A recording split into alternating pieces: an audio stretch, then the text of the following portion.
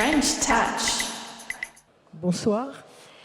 Bonsoir, je suis Déborah Papiernik, je travaille chez Ubisoft. Mon équipe développe des expériences qui partent des expertises, des marques ou des assets du jeu vidéo pour développer des expériences au-delà du jeu vidéo. Et je suis aussi ambassadrice French Touch. Bonsoir, je suis Catherine Pégard et je suis la présidente du Château de Versailles. Et je m'occupe un peu de jeux vidéo et puis aussi beaucoup du patrimoine.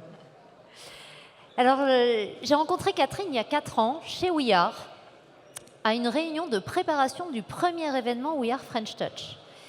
Et à ce moment-là, on était encore en plein Covid et Catherine m'explique que le château de Versailles sert de vaccinodrome. Donc, on a tous vécu, c'est le moment où on allait tous se faire vacciner dans des grands lieux. Mais surtout, Catherine m'a expliqué que Louis XVI, en 1774, s'était fait inoculer la variole dont son grand-père était mort, et que Louis XVI avait donc été le premier vacciné de l'histoire. Et donc, près de 250 ans plus tard, Versailles, de nouveau, sert à la vaccination. Oui, c'était une bonne idée, je crois, pour montrer la continuité de cette histoire. Et pour montrer qu'au fond, ce qui a été fait au cours des siècles nous inspire aujourd'hui, à condition qu'on sache s'en détacher pour le vivre aujourd'hui et dans la réalité d'aujourd'hui.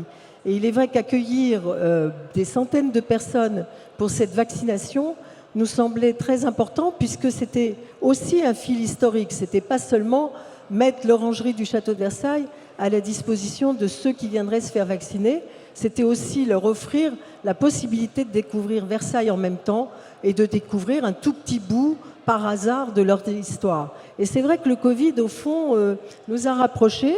C'est une des rares bonnes choses du Covid.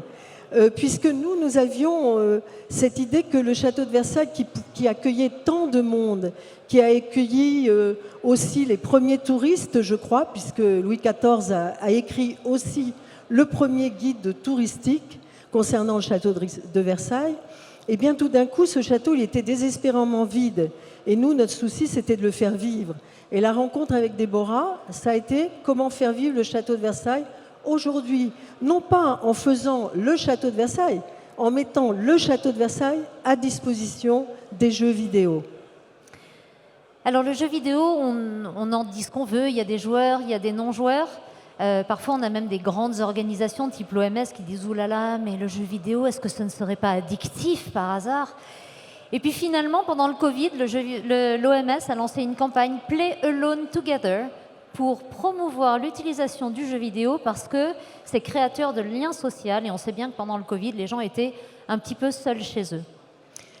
Oui, c'est ça. Et donc on se disait que ces gens qui finalement n'avaient plus l'accès à la culture, mais plus l'accès à rien, il fallait leur donner l'occasion de s'échapper de cet enfermement involontaire. Et moi, je ne savais pas très bien comment tout cela marchait, je l'avoue, et j'ai demandé à Déborah d'expliquer comment on arrivait à ce concept de jeu vidéo. Je crois qu'on a commencé par les lapins crétins. Oui, alors Catherine me demandait, mais comment naissent les projets chez Ubisoft? Est-ce que c'est le PDG d'Ubisoft qui se réveille un matin et qui dit « Tiens, je vais faire un jeu avec un gars avec une capuche, ça va se passer pendant la 3e croisade et puis on va l'appeler Assassin's Creed ». En fait, non, pas du tout. Tout vient des équipes. Et donc, pour raconter par exemple la naissance des lapins crétins, c'est au moment du lancement de la console, la Wii de Nintendo. Donc Nintendo explique à Ubisoft, on va lancer une console familiale, voilà comment elle va marcher, etc. pour que nous, on développe des jeux qui seront là au lancement de la console. On regarde un peu notre catalogue et puis notre principal jeu familial, c'était Rayman, ce petit bonhomme sans bras, sans jambes. Donc on développe un jeu Rayman pour la Wii et puis il fallait des ennemis à Rayman. Alors notre équipe à Montpellier développe des ennemis pour Rayman qui sont des petits lapins qui font un peu des bêtises. C'était les lapins crétins. On sort le jeu Rayman contre les lapins crétins. Ça marche tellement bien, les gens aiment tellement les lapins que l'année d'après, on sort un jeu Lapin crétin. Dans ce jeu, il y avait plein de mini-jeux. Et un des mini-jeux, c'était un mini-jeu de danse avec un bonhomme fil de fer. Et c'est le mini-jeu qui fonctionne le mieux. Qu'est-ce qui se passe? Un des créatifs chez Ubisoft dit à partir de ce mini-jeu de danse, on peut faire un vrai jeu de danse. Au lieu d'avoir juste un petit bonhomme fil de fer, on va filmer des danseurs costumés sur fond vert et on va faire Just Dance. C'est comme ça que Just Dance est né. C'est comme ça qu'on a fait donc les lapins crétins qu'on devait voir, qu'on ne voit pas. Oui, et donc et Just Dance. Et ce qui est amusant dans tout ça, c'est qu'après, on peut faire voyager les choses. Et les lapins crétins, figurez-vous qu'on a pu les retrouver à Macao. Et je pense que personne ne pouvait supposer qu'on présente à la fois une exposition virtuelle du château de Versailles, entièrement virtuelle, une visite du château virtuelle. Et quand on rentrait dans l'hôtel, je précise, un hôtel qui présentait cette exposition, et pas un musée, ce qui était déjà une incongruité, eh bien on était accueillis par les lapins crétins. Et depuis, je crois qu'ils sont partis ou qu'ils vont partir pour une tournée en Chine. Oui, en fait, ce qui s'est passé, c'est qu'avec cette rencontre, d'abord, nous, on ne se connaissait pas. On s'est rencontrés à ce moment-là, on dit, est-ce qu'on peut faire des choses ensemble? Nos équipes avaient commencé à discuter, mais le fait d'avoir l'aval de la présidente du château, ça a été un catalyseur pour avancer. Et là où nos équipes avaient commencé, mais n'osaient pas trop, elles ont pu avancer et on a développé ensemble une application gratuite pour apporter de la médiation dans les jardins du château, sous forme d'une chasse au trésor en réalité augmentée. Si vous allez en famille dans les jardins du château, vous pouvez essayer cette expérience lapin crétin. Et c'est cette expérience qu'on a réussi à faire voyager avec l'exposition virtuelle et Versailles qui était à Macao cet été et qui va continuer ensuite sa tournée. Et qui se poursuit par Just Dance. Ah oui, parce que... Alors, on parle de Just Dance. Parce que là aussi, comment faire pour que les choses soient naturelles? Et en fait, notre problème, quand on s'est rencontré avec Déborah, c'était de trouver des sujets qui s'imposent à Versailles et qui ne soient pas plaqués sur Versailles. Et si on parle de danse à Versailles, on parle de l'ADN de Versailles. On disait que Louis XIV était le meilleur danseur du royaume. Et à toutes les époques, on a dansé à Versailles. Récemment même, on a fait une fontaine à Versailles grâce à Jean-Michel Othoniel qui s'est inspiré des pas de danse, des chorégraphies de Louis XIV pour refaire une fontaine à Versailles. Et puis on fait chaque année un bal assez déjanté, mais en marquise et en duchesse, dans la grande orangerie du château de Versailles, pour montrer que la danse, elle est de toutes les époques et elle s'adapte à l'époque dans laquelle on se trouve. Et c'est exactement ce qu'on a voulu faire avec ce jeu de Just Dance. Ouais, ce qui s'est passé, c'est que le CNC, qui connaît très bien Versailles et qui connaît très bien le jeu vidéo, est mandaté par le ministère de la Culture pour gérer la partie olympiade culturelle. Donc ce mariage du sport et de la culture sur toute l'année qui précède les JO.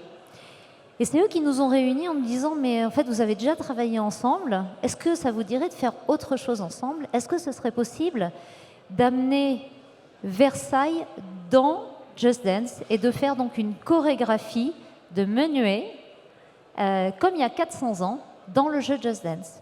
Et du coup, on a relevé le défi. Comme nos équipes se connaissaient déjà, avaient apprécié de travailler ensemble et qu'on connaissait, nous, l'ouverture du château. En fait, ce qu'il faut comprendre, c'est que si on veut faire des collaborations qui sortent de l'ordinaire, si on veut créer des choses qui sont uniques, il faut s'apprécier, se respecter, avoir l'ouverture suffisante pour le faire. On va peut-être juste passer quand même la vidéo de Just Dance, si on peut la lancer, la vidéo de Just Dance. Voilà.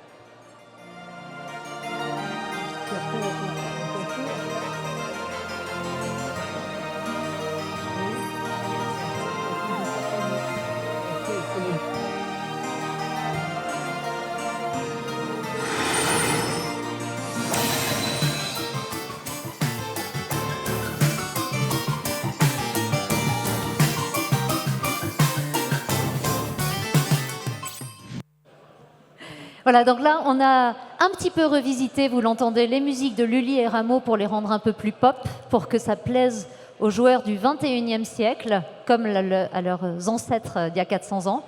On a aussi retravaillé un petit peu le pas de menuet, où ça commence tout sagement et puis ensuite ça devient un peu délirant. Mais c'est ça, Just Dance. Et ce qui est formidable, c'est que le château a accepté. On savait en fait que le château serait partant et nous accompagnerait là-dessus. Et puis on a travaillé aussi avec Versailles Spectacle sur les costumes. Donc en fait, les rencontres, pour moi, c'est pas juste se rencontrer, se dire qu'est-ce qu'on peut faire ensemble. C'est se rencontrer, c'est avoir vraiment une écoute active pour comprendre qui est l'autre, quelles sont ses problématiques, où il a envie d'aller. C'est une rencontre dont il faut accepter, je pense, qu'elle nous transforme aussi un petit peu. C'est Charles Pépin qui l'explique bien. En fait, la rencontre, elle doit casser nos certitudes, nous faire sortir de notre zone de confort et nous modifier un petit peu. Et on n'est pas pareil avant et après avoir vraiment rencontré quelqu'un. Et puis après, c'est de la curiosité, du respect et puis de l'audace, parce que sinon, on ne fait rien de bien nouveau. Oui, c'est pour ça que je crois que ce titre est totalement incongru. Notre mariage n'est pas du tout un mariage improbable, c'est au contraire un mariage évident. Nous ne vivons pas dans des mondes séparés. Un autre monde, c'était il y a 400 ans quand a été construit le château de Versailles. Le monde d'aujourd'hui, c'est le monde que nous partageons et nous devons le partager avec toutes les manières de parler du patrimoine, puisque moi je m'occupe de patrimoine, mais de parler de culture, de parler de création. Et donc, de la même manière qu'on a des nouveaux rêves, qu'on a des nouveaux médias, eh bien on a de nouvelles façons avec les jeux de vidéo de parler de notre patrimoine et donc de montrer que c'est évident d'être là. Et ça sera évident que les Jeux Olympiques soient à Versailles dans quelques mois. C'est évident que le roi Charles d'Angleterre vienne à Versailles pour un dîner parce que, effectivement, le château de Versailles est aussi le symbole et l'emblème de la France. Et c'est évident que l'on danse toutes les deux maintenant. Pas pour vous ce soir, mais on le fera la prochaine fois. Merci.